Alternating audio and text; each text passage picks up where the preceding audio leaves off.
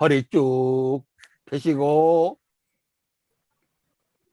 어깨 힘 쭉 빼시고 눈을 가볍게 반개해서 코끝을 보는데 쉴 때는 호흡이 들고 나면서 감촉되는 그 자리를 보고 자연스럽게 천천히 호흡하면서 들숨 날숨 하나 이렇게 5번까지 호흡을 헤아립니다.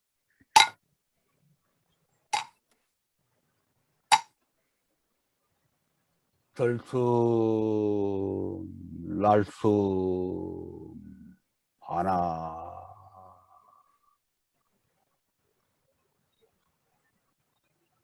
둘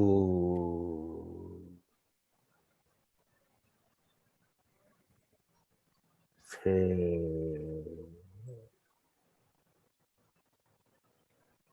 넷 다섯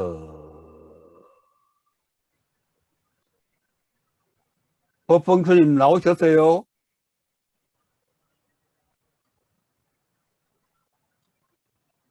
들리십니까? 법봉스님 예, 나오셨어요? 예. 법봉스님이 계속 진행을 하시죠. 그러면 재행무상부터 제가 재행무상 그것만 하시면 그렇더라도, 되니까. 예. 하던 길에 부사님, 이어서 하십시오. 그럴까요? 예, 그럼 제가, 다음 차례 다음 차례에, 예예예 그러냐면, 우리 도마님들이, 소중한 도마님들, 예, 준비를 안 하고 하면 그것도 예의가 아닌 것 같아가지고, 그래서, 예. 법사님이 좀 진행해 주시면 고맙겠습니다. 예, 예. 예, 다음에 준비를 좀 예. 철저히 해가지고, 예, 그래, 예, 제가 예. 한번 이제 진행을 하도록 하겠습니다. 예, 예, 예. 예. 알겠습니다. 예. 들숨, 날숨, 하나. 재행무상, 재행무상. 마음이 허공처럼 성되어간다. 들숨, 날숨, 수. 재행무상, 재행무상. 마음이 허공처럼 성되어간다. 들숨, 날숨, 재행무상, 재행무상. 마음이 허공처럼 성되어간다.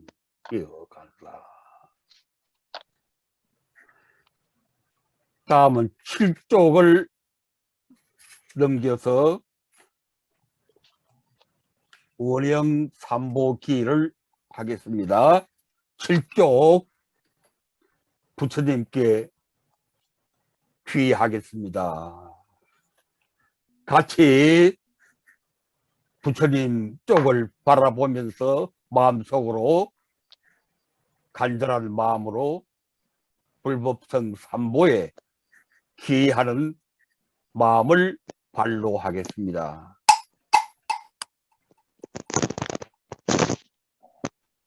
시작. 거룩하시라 세존이시여. 거룩하시라 세존이시여.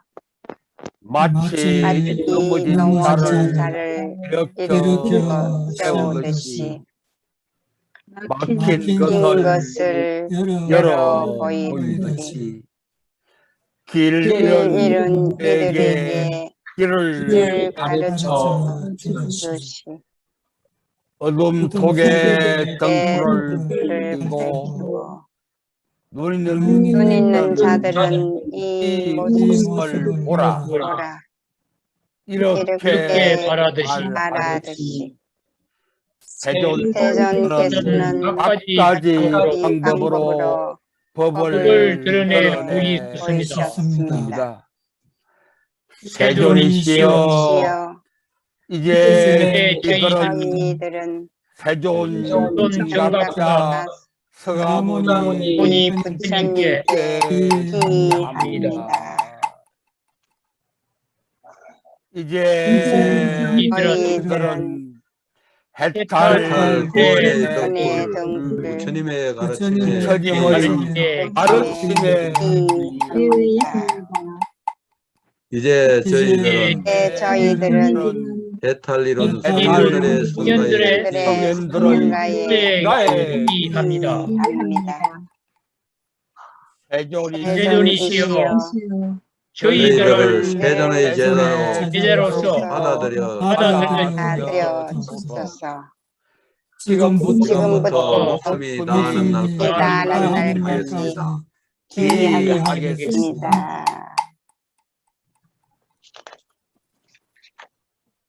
부처님께 귀한다는 것은 목숨을 다 바쳐서 귀명삼부라고 그랬죠. 귀명, 목숨을 걸어서 부처님께 귀합니다. 뭐 기분 좋을 때는 뭐 부처님 생각하고, 뭐 기분 나쁠 때는 부처님 생각 안 하고, 그렇게 해서는 안 됩니다. 슬플 때나 기쁠 때나 좋을 때나 나쁠 때나 괴로울 때나 즐거울 때나 살았으나 죽었으나 우리는 세계를 다 바쳐서 부처님 믿고 부처님의 구원을 믿고 부처님의 자비를 믿고 부처님의 지혜의 광명을 믿고 부처님 따라서 부처님 같이 살아가려고 끊임없이 노력하는 것입니다. 우리가 뭐가 잘나서 뭐 견성하고 성불하고 말은 그렇지만 그게 그렇게 쉬운 일이 아니죠. 오로지 부처님 믿고 부처님 가르침 따라서 열심히 살아가는 것만이 우리가 할 수 있는 최선의 길이다. 성불한다 뭐한다 과도하게 자만에 빠져서는 안 됩니다. 우리가 그런 대성불교가 특히 그런 폐단이 많아요. 부처님 생각 안 하고 부처님 가르침 철저히 공부하지 않고 그냥 내가 뭐 부처다 뭐 그것도 부처님 가르침을 따라서 열심히 살아가면서 그런 말을 하면 그것은 참 좋은 가르치지만 그렇게 살지 못하면서 자만에 빠져서 그렇게 하는 것은 안 되는 것이다. 끊임없이 우리가 작은 보살로 부처님 생각하면서 부처님 같이 열심히 살아가도록 노력하는 것, 그것이 곧 부처의 길이다. 예, 오늘 발표는 우리 박정웅 도반이 화엄코리아 제2장 불교의 역사적 역할에 관해서 30분간 발표를 하시겠습니다. 박정웅 도반 시작하세요. 네, 반갑습니다. 6기 박정웅입니다. 박수 한번 쳐주십시오. 네. 2학기 첫 발표자로 선정되어서 영광스럽게 생각을 합니다. 네. 오늘 주제는 화엄코리아 2장 한국 불교의 역사적 역할과 현재 상황은 이란 주제이고요. 시대별로 역할을 정리하여 살펴보았습니다. 먼저 1강 한국 불교 2000년 사다. 이 가야 불교를 살펴보면요. 1세기에 중국이 아닌 남쪽 바다를 통해서 불교가 전해진 흔적이 보입니다. 아유타국은 인도에 존재했던 코살라 왕국의 수도였고요. 지금은 아유타시와 김해시가 자매 결연을 맺고 있다고 합니다. 이 기록들이 삼국 사기가 아니라 삼국 유사의 기록이라고 해서 공식적으로 인정은 못 받고 있지만 살펴보면 허구 같지 않은 부분이 참 많습니다. 2019년도에 한국과 인도가 공동 우표를 발행했는데요.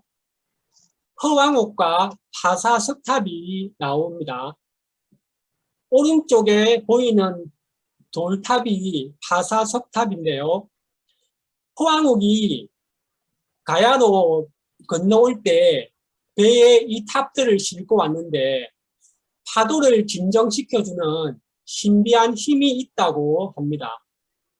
이 돌을 분석해보면 한반도의 돌이 아니다 라는 말도 있더군요. 이 허왕옥은 자신의 오빠인 장류화상이라는 스님과 함께 왔고 장류사에 이 사리탑이 전해지고 있습니다. 저는 사는 곳이 본가가 부산이라서 김해를 가끔씩 가는데요. 이 가야 불교에 대한 연구가 참 아쉽습니다.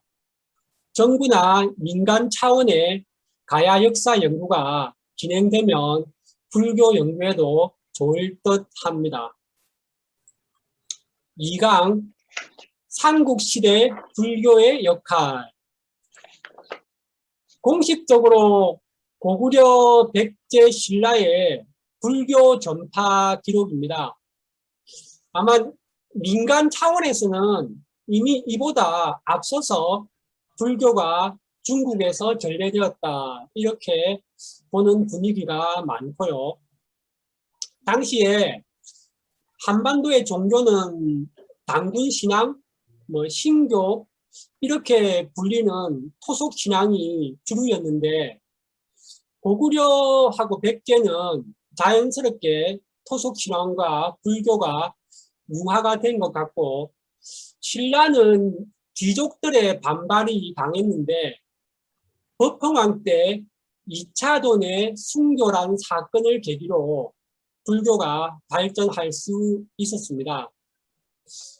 이때의 불교의 역할은 신문화 유입이었고 귀족이 중심적이었고 국가의 대동단계를 이루는데 토속신앙보다는 훨씬 도움이 되었던 것 같습니다. 몇 년 전에 법성포에 방문을 했는데 그때 이 백제 최초 도래지를 본 적이 있습니다. 인도 스님이 백제에 처음 포교 온 것을 기념해서 그런지 인도풍으로 아주 근사하게 지었습니다. 2차 돈의 순교 내용 중에 흰 피가 나왔다는 대목에서 좀 궁금해서 좀 검색을 좀 해보았는데요. 그리스도교에서도 이와 비슷한 사례가 있는데 알렉산드리아의 카탈리나 성녀라고 그분이 참수를 당할 때 목에서 피 대신 우유가 나왔다 이런 기록이 있다고 합니다. 유사하죠. 실제로 사람 목을 참수하면 피만 나오는 게 아니고 척수액 같은 것도 나온다는 의학적 소견도 있고요. 불교적으로 해석을 본다면 사성류 중 세 번째 아라한의 바로 밑이죠. 아나함이라는 경지가 되면 피가 하얀 기름으로 변한다 라는 내용도 있다고 하네요. 2차 돈이 아나함이었을까요? 3강 신라와 통일 신라 시대의 불교의 역할. 2차돈의 순교 이후 법흥왕과 진흥왕을 거치면서 신라는 급속히 불교 국가로 성장을 하게 됩니다. 국력이 모아지면서 삼국 통일의 기초가 되었으며 진불국토, 그야말로 나라 전체가 불국토가 되는 환상적인 불교 국가가 됩니다. 교재에도 나와 있는 3세기에 아쇼카 왕이 띄운 배가 7세기에 진흥왕에게 전해졌다는 황룡사 잔육존상 사건이 있고요.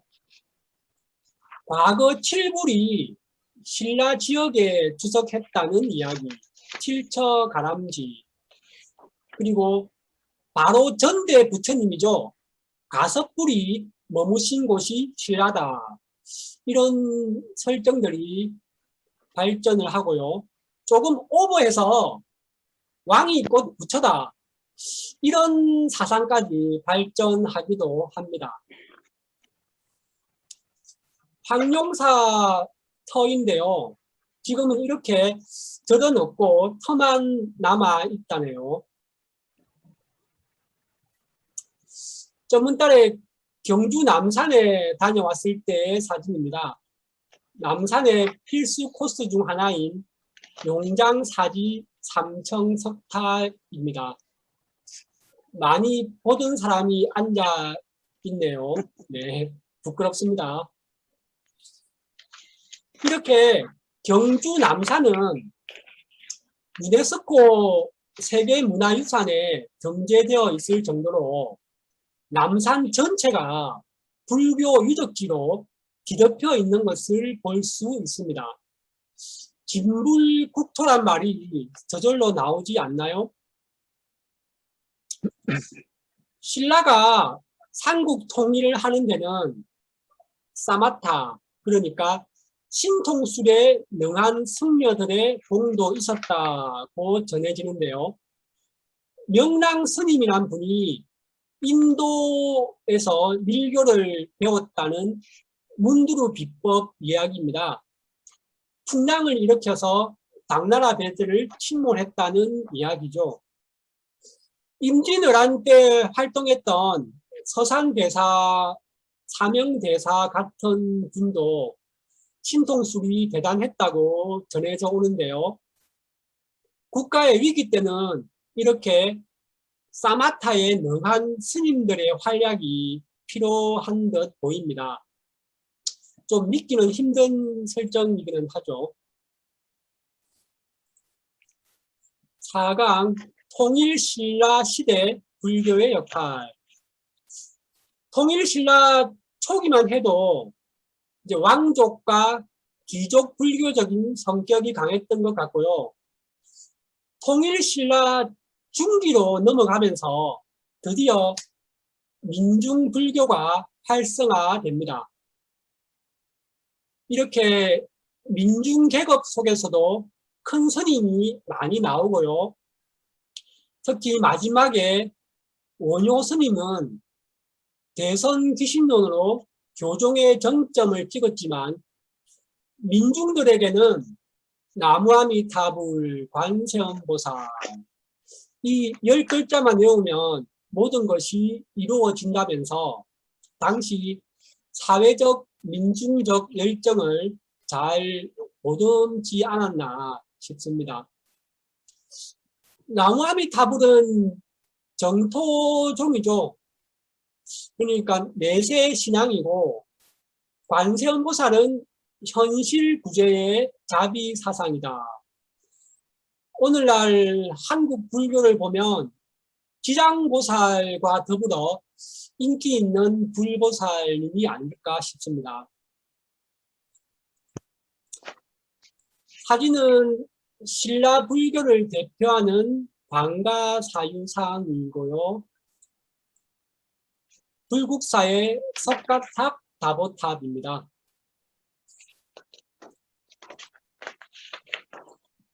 미륵불 사상도 인기가 좋아서인지 나중에 후삼국 시대에 승려 궁예가 미륵불을 자처하며 왕이 되기도 했습니다. 신라 왕족 출신인 궁예는 후고구려를 세웠는데 무리하게 왕권을 강화하는 과정에서 호족과의 갈등이 생겨 죽고 맙니다. 아마 우리 역사에서 승려가 왕이 된 유일한 케이스가 아닐까 싶습니다. 사이비 전제 군주인지 깨어있는 이상적 지도자였는지는 각자의 관점 차이가 아닐까 싶습니다. 5강 고려시대 불교의 역할. 고려시대에도 신라 못지않게 불교가 번성하는데요. 귀족 불교와 민중 불교가 잘 어우러진 시대였다고 봅니다. 태조 왕건도 불교에 호의적이어서 연등 행사와 팔관회 등을 장려했다고 합니다. 특히 거란의 침입 때 초조 대장경을 만들고 몽골 침입 때 팔만 대장경을 만들어서 호국 불교의 면모를 잘 보여주었지요. 이 팔만 대장경 때는 다양한 출신 성문의 스님과 불자들이 참여해서 더 의미가 있다라고 평가하고 싶습니다. 고려 말에 불교의 폐단이 심해지자 진울 스님과 요새 스님의 정화결사 운동도 있었다는 사실을 추가해 보았습니다.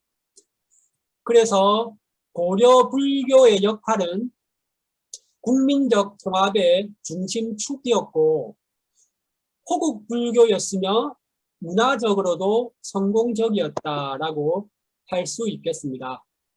상세 사항을 보면요. 연등회는 4월 초파일뿐만 아니라 정월 대보름과 2월 보름에도 국가적으로 행사를 치루었다고 합니다.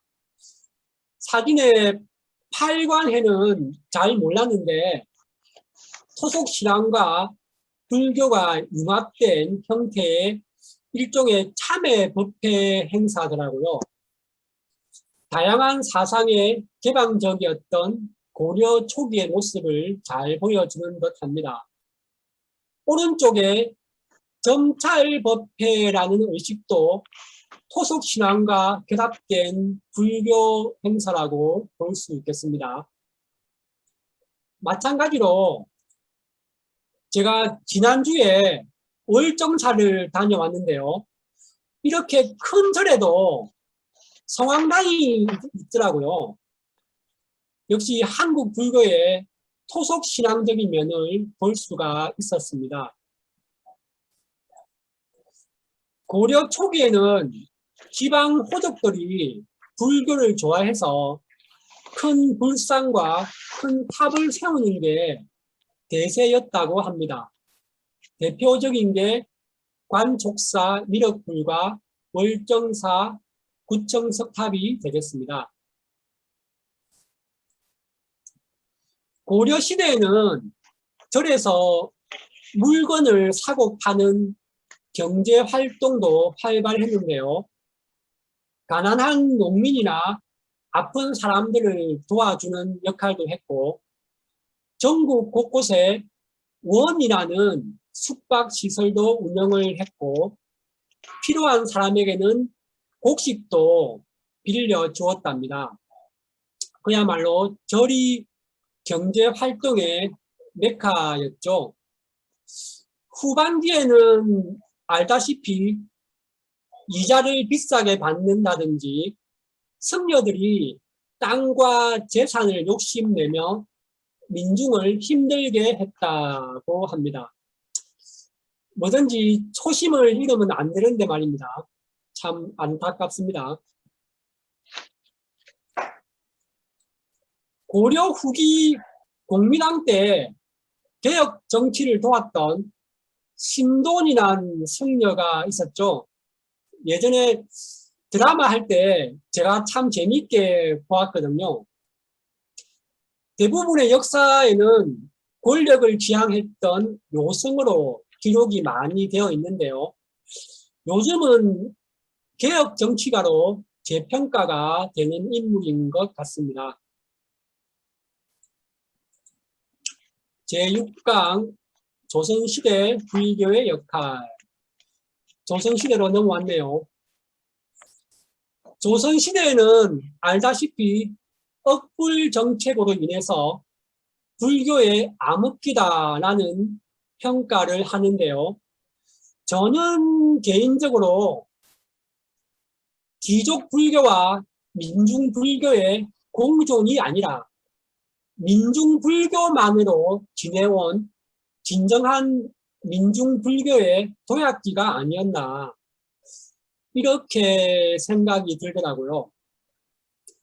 인도에도 불교가 사라지고 중국에도 사회주의 때문에 불교가 사라졌다지만 조선은 이 배불 정책에도 불구하고 생명력이 강화되었다는 생각이 들었습니다. 제가 너무 긍정적인가요?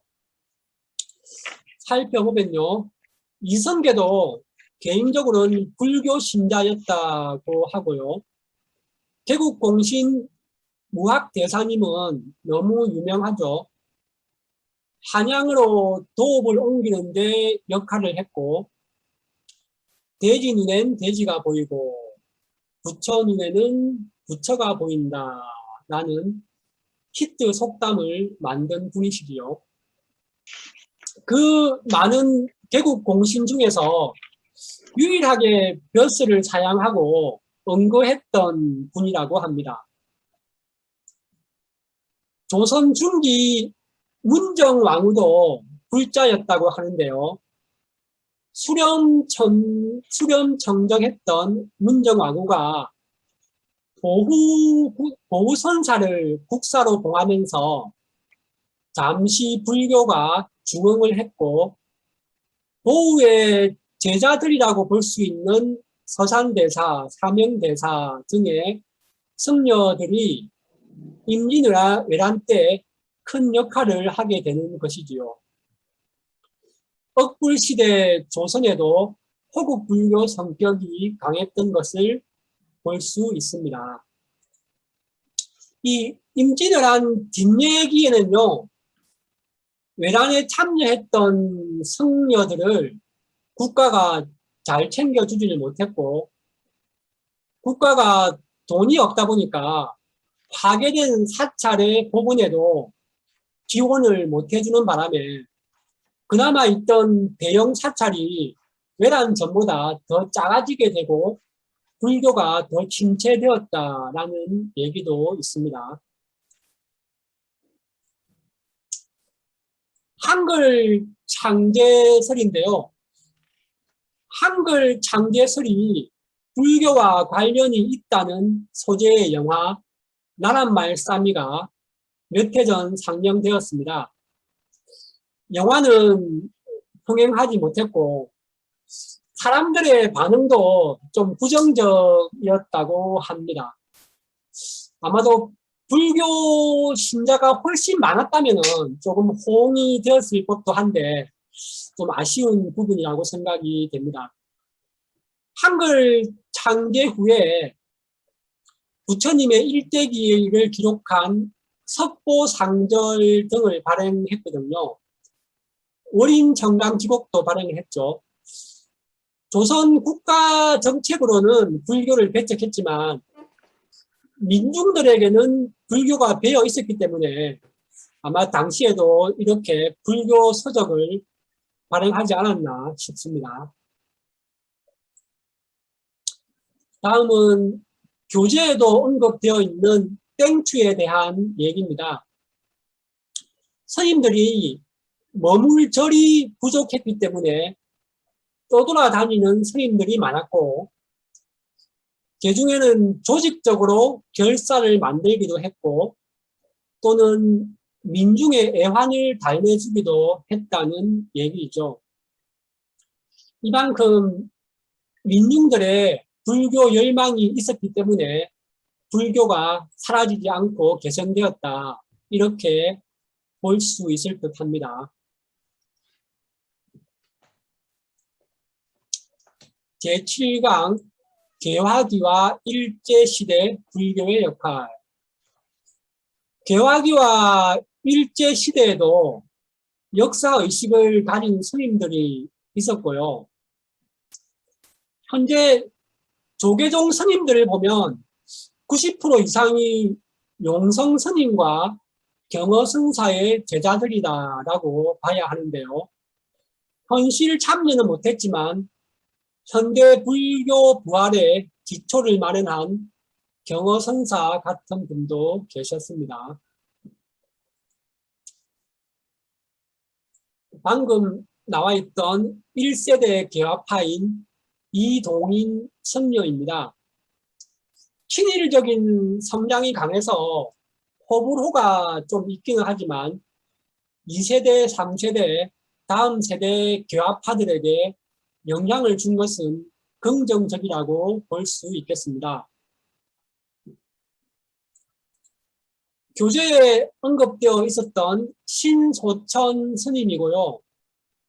독립군 활동을 하셨고 해방 이후에 용성 스님의 문화로 승려가 되셨고 특히 금강경 연구를 깊이 하셨다고 합니다. 당시 종교인으로 구성된 민족 33인의 면면을 보면 동학으로 알려진 천도교가 15인, 기독교 16인, 불교는 2인인데요.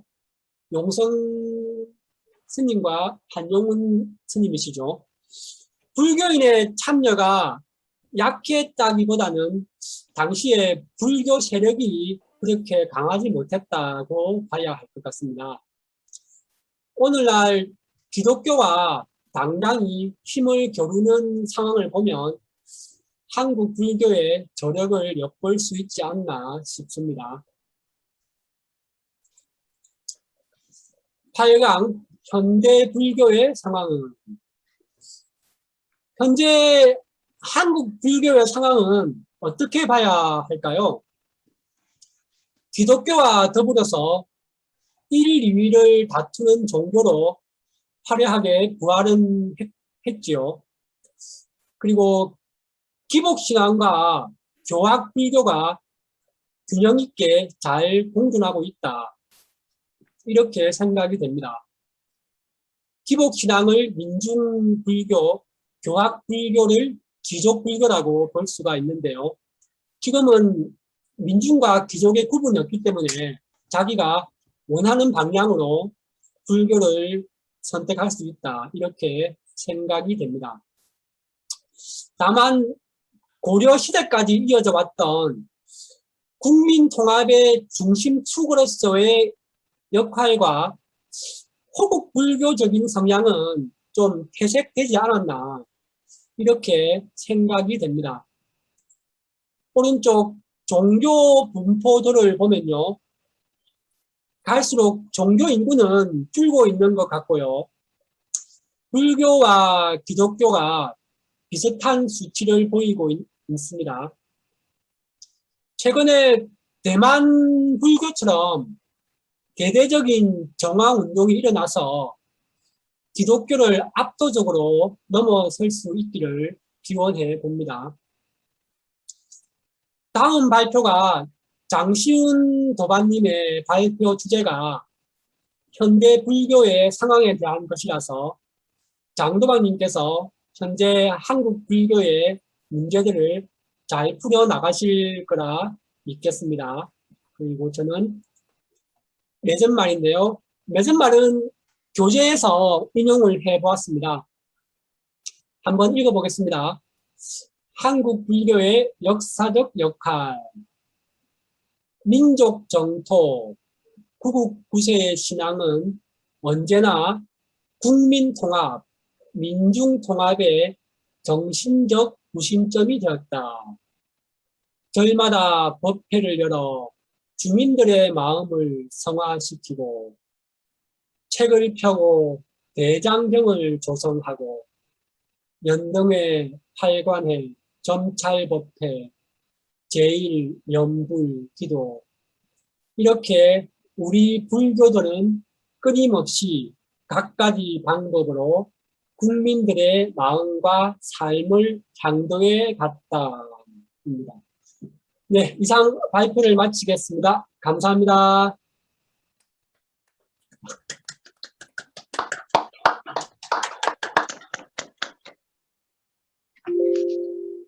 예, 우리 박정웅 도반이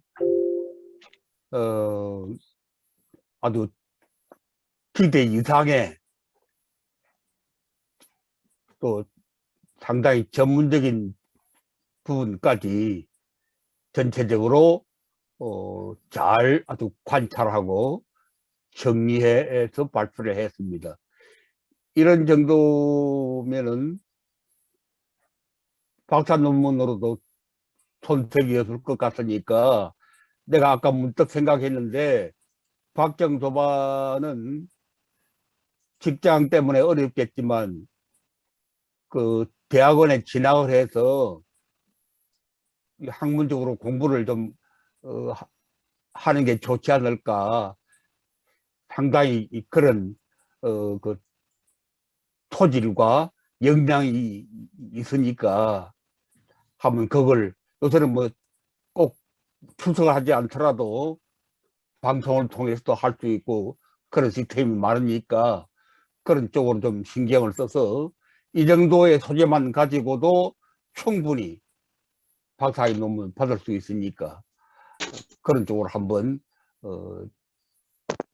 의욕을 가지고 뭐 방송통신대학 대학원 같은 거 있으니까 그런 쪽으로 한번 개척을 해 보시기를 바랍니다. 오늘 아주 역사적인 감명 깊은 우리 박정웅 도반에게 여러분들 다시 한번 큰 박수를 보내주십시오. 너무 감사드립니다. 고맙습니다. 너무 감사합니다. 오늘 또